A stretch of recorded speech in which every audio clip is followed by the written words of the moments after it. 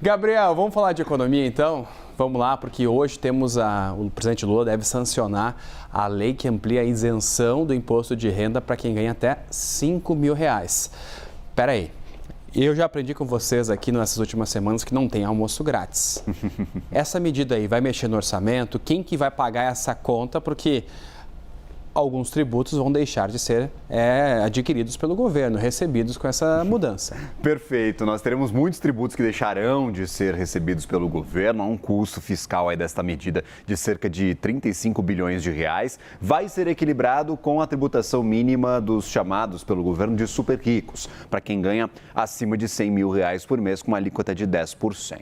A expectativa é que essas medidas se equilibrassem, mas há um cálculo da instituição fiscal independente que olhou para essa proposta que passou pelo Congresso Nacional, teve algumas desidratações e vê ainda um custo de R$1 bilhão por ano para a isenção do imposto de renda para quem ganha até R$5.000. Então, já que ela passa a valer a partir do ano que vem, R$1 bilhão, teoricamente o custo aí de fora do equilíbrio em relação às medidas que o governo propôs para compensação dessa perda de arrecadação.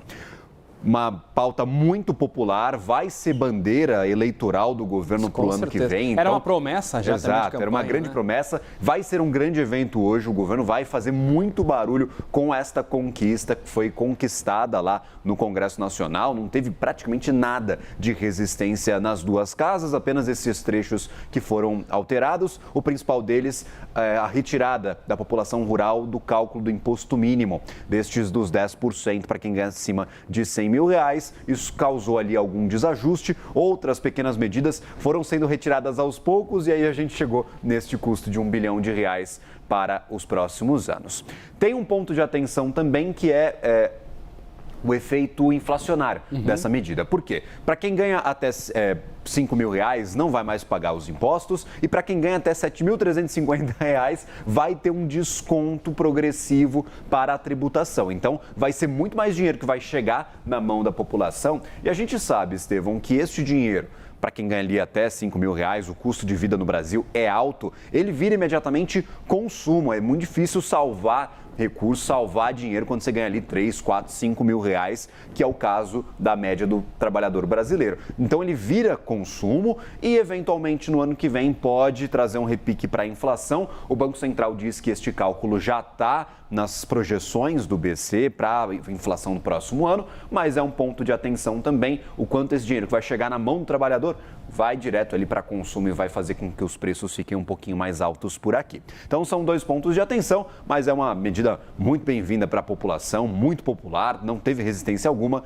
e vai ser sim bandeira do governo no próximo ano. Do outro lado, Gabriel, então se eu fosse o Gustavo Uribe, por exemplo, e ganhasse R$100.000 por mês, eu já ganharia automaticamente 90, que esses 10% iriam ser taxados. Exato. Na verdade, os 10% eles são um imposto mínimo. Entendi. Então, se o Gustavo Uribe, que ganhou R$100.000 lá dele, âncora do bastidor da estrela da CNN, claro, ganha lá os R$100.000, já paga 10% de impostos, este imposto não muda, então o cálculo não muda. Se ele paga 8%, ele vai pagar só 2% a mais. Então, é um imposto mínimo para garantir a tributação dessa parcela da população, que, claro, às vezes tem uma empresa, recebe por dividendos, estes dividendos são isentos, acaba não pagando o imposto de renda muitas vezes. A alíquota efetiva dessa parte da população, segundo o governo, é um pouco acima de 2%, então é bem diferente dos 27,5% que são cobrados para quem ganha ali nessa faixa de R$5.000, então há essa tributação mínima que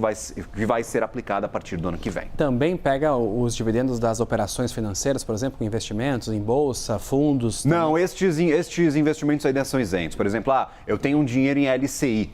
Lembra aquela história de que o governo queria tributar? Não no Banco Master, em outros locais. Exato, por enquanto isento. Mas se no completo, se a gente calcular tudo e o dinheiro com aluguel de imóveis, com o rendimento de empresas, por exemplo, o dividendo que é coletado, aí der mais de R$100.000 e a tributação não chegar nos 10%, aí tem essa cobrança de imposto mínimo, mas claro, se não chegar nestas faixas, aí fica livre do imposto ainda.